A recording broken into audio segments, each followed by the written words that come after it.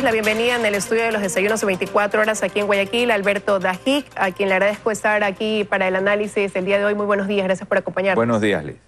Bueno, desde que el gobierno anunció estas medidas económicas no hemos tenido la oportunidad de conversar, economista, y quisiera conocer primero su opinión respecto a lo que anunció el presidente Lenín Moreno como plan para poder agilizar la reactivación económica del Ecuador. ¿Cuál es su opinión al respecto?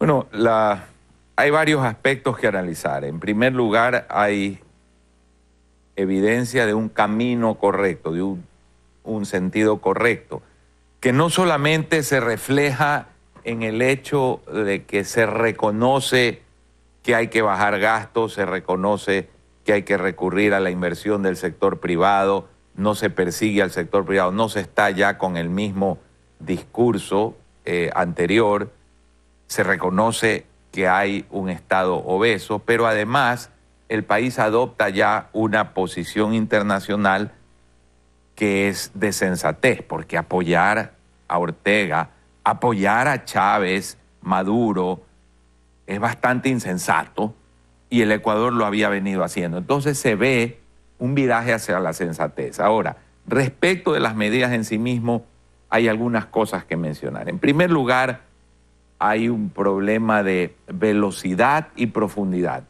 Se necesita mayor velocidad y más profundidad. No es suficiente lo que se ha hecho. Y en segundo lugar, el Ecuador está nuevamente viviendo este drama de la politización, de la politiquería respecto de asuntos que son eminentemente técnicos. El subsidio de los combustibles, por ejemplo, es algo que ya el Ecuador lo ha debatido 30 años.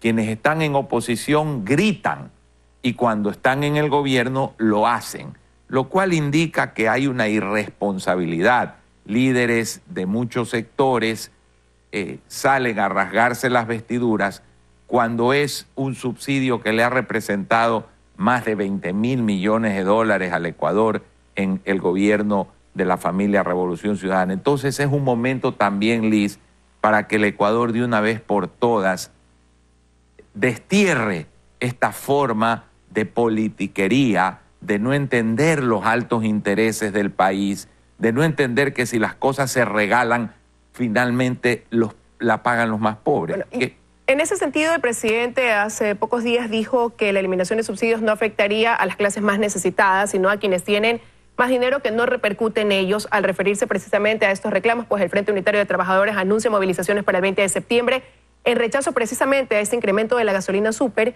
Y ahí quiero preguntarle si es que ahora que se habla también de quitar el subsidio a lo mejor al diésel en el sector industrial, si es que debió haberse lanzado la medida de manera integral o tal y como lo está haciendo el gobierno, paso a paso en este sentido en cuanto a eliminación de subsidios.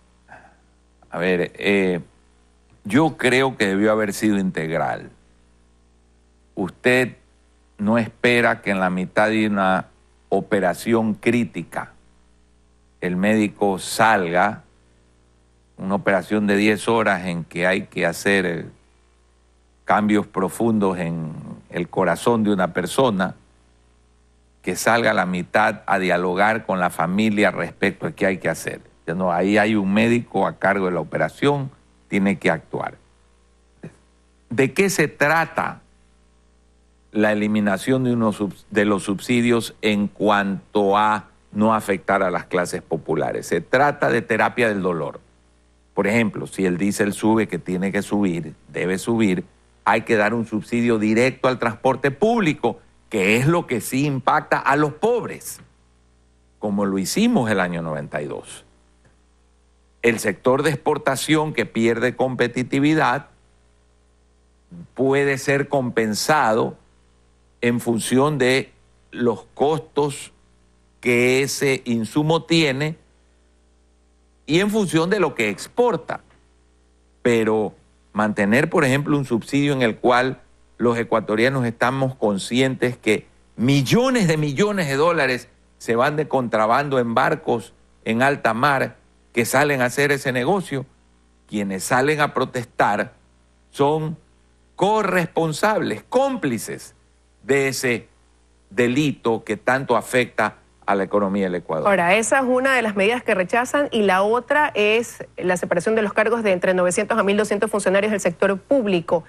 Usted decía, el gobierno ha reconocido que recibió un Estado obeso y hacia eso apunta pues la reducción de 40 a 20 ministerios y la fusión de instituciones públicas. Ellos dicen que esta baja de personal que va a ser pues retirado de las dependencias públicas debería buscar o tener su nicho de trabajo en el sector privado.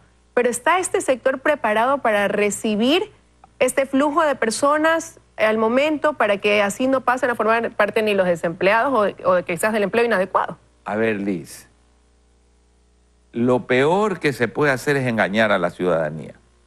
Lo peor que se puede hacer es gobernar con una encuesta, gobernar con la mente en una elección futura, gobernar pensando en un partido. Cuando se llega a las más altas magistraturas del país, solo hay un objetivo: el país y el bien común. No se puede andar con cálculos. Y en este sentido, lo que el país debe saber y entiende es que un desbarajuste del tamaño que dejó la familia Revolución Ciudadana, un despilfarro del tamaño que dejó la familia Revolución Ciudadana, un aumento del tamaño del sector público de 22% a 43% del Producto Interno Bruto, es decir, una duplicación que ni Venezuela la tuvo. Semejante barbaridad puede ser corregida sin dolor. Es como que un médico a usted le diga que ahí hay un paciente que tiene un tumor gigantesco y que lo va a operar sin dolor, sin cortarlo, sin que tenga que hacer recuperación, sin que tenga que dejar de trabajar un solo día, sin que le cueste un centavo. Esa es una gran mentira.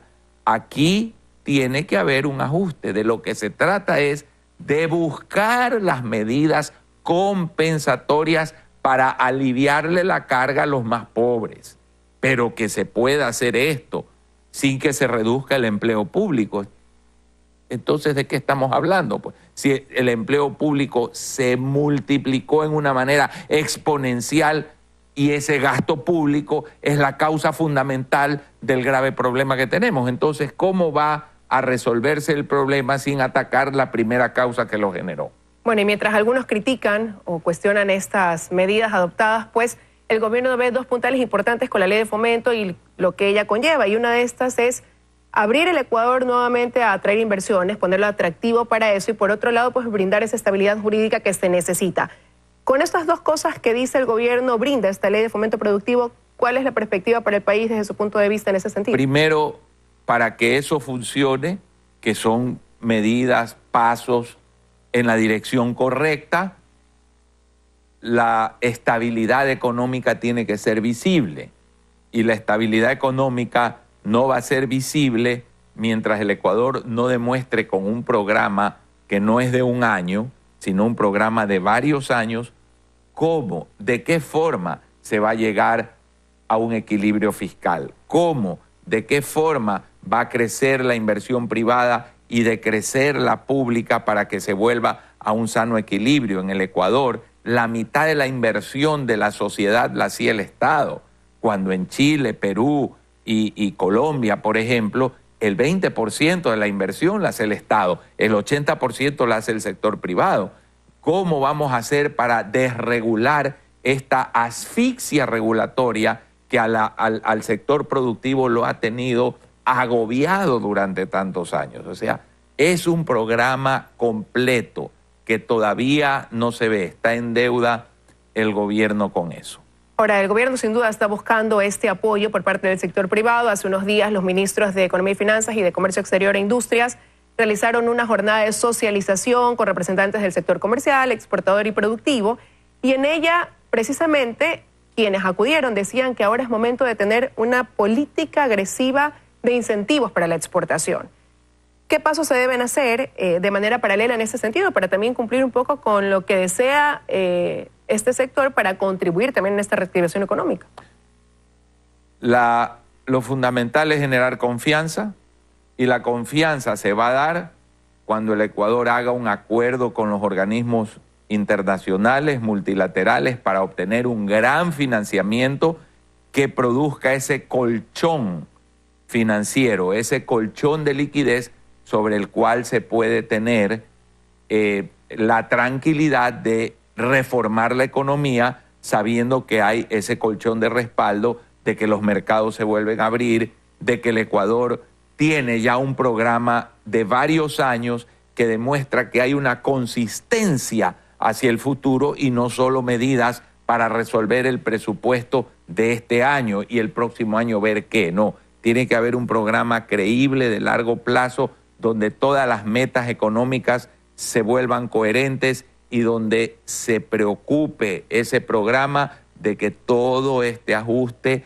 recaiga en el menor grado posible en los más pobres. Ahora, paralelamente, un tema que siempre está en la palestra y que exigimos los ecuatorianos es que se recupere el dinero que ha sido robado.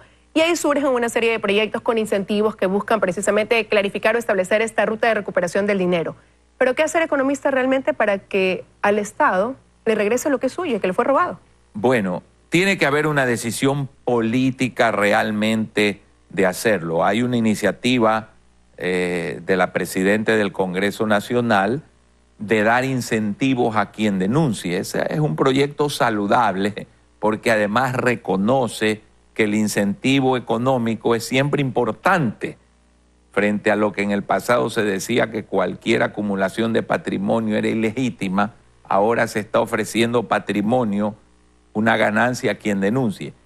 Además de eso, hace mucho tiempo sugerí que se cree una comisión financiera de la verdad, que con la ayuda de técnicos de primer orden independientes, por ejemplo del Banco Mundial, que los puede otorgar o facilitar, se haga una evaluación, proyecto por proyecto. La refinería de Esmeraldas, los técnicos dicen debió haber costado tanto. Bueno, ¿por qué costó el doble, el triple, el 20, el 50% más? Se llama a la compañía y se le dice, este informe dice tanto, usted me explica por qué, y si no le voy a iniciar como Estado una demanda internacional por esto. Y en este sentido se puede hacer lo mismo con todas las obras grandes para ver cuál fue el sobreprecio. Hay manera de saber el sobreprecio. Hay gente experta en hacer avalúos que nos puede decir cuánto realmente debieron costar las cosas y ahí perseguir a las compañías y forzarlas a que digan cómo fue que se generó ese sobreprecio. Bueno, las ideas están puestas sobre la mesa, falta realmente que se ejecute porque el Ecuador exige que se recupere lo que le ha sido robado. Este año seguramente será de puesta en práctica de estas medidas. Comenzaremos a ver los resultados en el 2019 y esperamos todos y confiamos en que se comience a reactivar la economía que se vio tan afectada. Quiero agradecerle su presencia esta mañana aquí en los desayunos de 24 horas, economista. Vamos a una pausa y ya regresamos.